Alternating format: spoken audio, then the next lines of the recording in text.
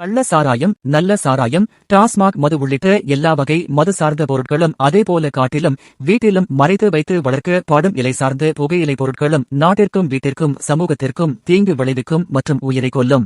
மாவட்ட மக்கள் எல்லாருக்கும் வணக்கம். இந்த வாரம் நாம எங்க வந்திருக்கோம் அப்படின்னு பாத்தீங்கன்னா, திருப்பத்தூர்ல இருந்து ரொம்ப பக்கத்துல இருக்கு அப்படின்னு சொல்லக்கூடிய ஏழருவி அப்படிங்கிற இடத்துக்கு தான் வந்திருக்கோம். இந்த ஏழருவி அப்படிங்கிற இடத்துல என்னென்னலாம் சிறப்பு, இங்க என்னென்னலாம் விசேஷம் அப்படிங்கறத வீடியோக்குள்ள போய் பார்க்கலாம். வாங்க வீடியோக்குள்ள போலாம்.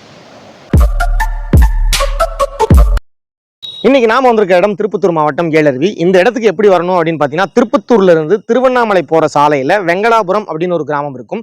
அதை தாண்டி பொம்மிக்குப்பம் அப்படின்ற கிராமம் வரும். அந்த பொம்மிக்குப்பம் கிராமத்துல இருந்து சுமார் ஒரு 2 கிலோமீட்டர் பயணம் பண்ணோம் அப்படின்னா இந்த ஏழருவி அப்படின்ற இடத்துக்கு வந்துடலாம். இந்த ஏழருவி அப்படிங்கிற கிராமத்துல வெளியே வச்சிருக்க இந்த போர்டை தாண்டி ஒரு 1/2 கிலோமீட்டர் ஆஃப் ரோட்ல, அதாவது சரியான ரோடு இல்லாம ஒரு கரடுமுரடான சாலையில் தான் வண்டியில போற மாதிரி இருக்கும். இதை தாண்டி நம்ம உள்ள வந்தோம் அப்படின்னா வர வழியிலே தமிழ்நாடு வனத்துறை சார்பில் இங்க யாரும் அனுமதி இல்லை, உள்ளே வரக்கூடாது அப்படின்னு சொல்லிட்டு ஒரு போர்டு வச்சிருப்பாங்க. அதை தாண்டி ஒரு 500 மீட்டர் நடந்து வந்தோம்னா துவாரபாலகர் சிலை ஒன்று பெருசா இருக்கும். பார்க்கறதுக்கே திடீர்னு காட்டுக்கு நடுவில் ஒரு திடீர் சிலை இருந்ததுன்னா எப்படி இருக்கும், அந்த மாதிரி ஒரு திடீர்னு ஒரு பயத்தை தான் உண்டாக்கும். அந்த சிலை பார்க்கறதுக்கு கம்பீரமா கையில தண்டாயுதம்லாம் வச்சுட்டு நின்று இருந்ததுனால இது துவாரபாலகர் சிலை அப்படின்னு சொல்லிட்டு நம்ம ஐடென்டிஃபை பண்ணோம். பார்க்கறதுக்கு பயமா தான் இருந்தாலுமே கொஞ்சம் தூரம் முன்னாடி நடந்து வந்தோம் அப்படின்னா இந்த தடுப்பணை வந்துடும். இந்த தடுப்பணை யாரு எப்போ எப்படி கட்டினாங்க அப்படின்றதெல்லாம் நான் தேடி பார்த்த வரைக்கும் எனக்கு எதுவும் டீட்டெயில்ஸ் கிடைக்கல. தடுப்பணைக்கு பக்கத்துலேயே பார்த்தீங்கன்னா மேலே முருகர் கோயில் ஒன்று இருக்குது. முருகர் கோயிலுக்கு போனோம்னா தடுப்பணையிலேருந்து வரக்கூடிய தண்ணியை தாண்டி தான் அந்த இடத்துக்கு நம்ம போக வேண்டியதாக இருக்கும். ஜவ்வாது மலைத்தொடரோட ஒரு பகுதியாக இந்த மலைத்தொடர் அமைஞ்சிருக்கு. ஒரு 300 அடி உயரத்தில் இந்த மலைத்தொடரில் இருந்து அங்கங்க அருவி மாதிரியான ஒரு அமைப்பு இருக்கிறதா உள்ளூர் மக்கள் சொன்னாங்க. சில வீடியோக்களை நாங்களும் பார்த்தோம். அதை நம்பி தான் இந்த இடத்துக்கு வந்திருக்கோம். குறுக்க இந்த கௌசிக் வந்தா அப்படின்ற மாதிரி திடீர்னு நாங்கள் வந்ததுலேருந்து மழை வேற வந்துகிட்டே இருக்கு. மழை சாரல் வேற வந்துகிட்டே இருந்தது. சரி நாமளும் நடக்க ஆரம்பிக்கலாம் அப்படின்னு சொல்லிட்டு கரடு முரடான இந்த பாறைகளுக்கு நடுவில் ஒரு மணி நேரம் நாங்களும் முயற்சி பண்ணி ஏறி போனோம்.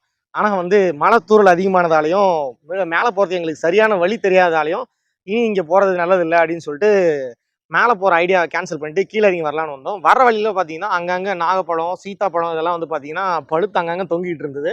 காட்டுப்பகுதி அப்படின்றதுனால இதை பறிக்கிறதுக்கு கூட யாரும் இல்லை அப்படின்னு நினைக்கிறேன்.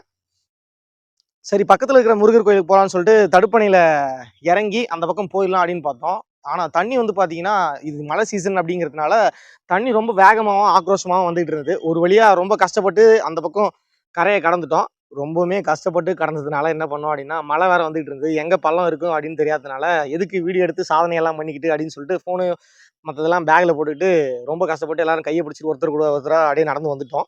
ஒரு வழியாக அந்த பக்கம் இருக்கிற கரைக்கு வந்ததுக்கப்புறமா 75 படிக்கட்டுகள் மேலே ஏறி வந்தோம் அப்படின்னா இந்த முருகர் கோயிலில் தரிசனம் பண்ணலாம்.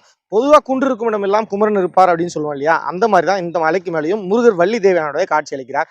இந்த மலைக்கு மேலே முருகர் சன்னதி மட்டும் இல்லாமல் விநாயகர் சன்னதி இருக்குது, சிவன் சன்னதி இருக்குது. இந்த கோவிலில் விசேஷ நாட்கள் அப்படின்னு பார்த்தீங்கன்னா எல்லா முருகர் கோவிலையும் இருக்கக்கூடிய விசேஷ நாட்களான ஆடி 18, தை மாசம் கிருத்திகை போன்ற தினங்கள்ல இங்க அதிக அளவுல கூட்டம் வர்றதா இந்த உள்ளூர் மக்கள் சொல்றாங்க. மூலஸ்தானத்துக்கு எதிரில் பார்த்தீங்கன்னா ஒரு மயில் சிலையை கட்டியிருக்காங்க. பார்க்கறதுக்கே ரொம்ப கலர்ஃபுல்லா, அதாவது மயிலோட தோகை என்னென்ன கலர் இருக்குமோ அந்த மாதிரிலாம் மயில் மேல உட்காந்து நம்ம போட்டோ எடுத்துக்கலாம். அந்த மாதிரியான ஒரு செட்டப் இந்த மயில் சிலையை நல்லா செஞ்சு வச்சிருக்காங்க. பார்க்கறதுக்கே ரொம்பவுமே அழகா இருக்கு. நானுமே கூட ஒரு செல்ஃபி போட்டோ எடுத்துட்டு வீடியோ எடுத்துட்டு தான் வந்தேன். இந்த வழி இருக்கு இல்லையா, மேலே ஏறி கோயிலுக்கு அந்த வனத்துறை தடை செய்யப்பட்ட பகுதியிலிருந்து இங்கே மேலே வர பகுதி ரொம்ப ஒரு ஃபிளாட் சர்ஃபேஸாலாம் இல்லை, ரொம்ப கஷ்டமான இடமா தான் இருக்குது. ரொம்ப கரடுமுரடான இடமா தான் இருக்குது. தண்ணி காட்டாற்று வெள்ளம் அந்த செக் டேமை கடந்து தண்ணி கீழே போயிட்டு இருக்கு. நான் இந்த வீடியோவில் காட்டுறேன்.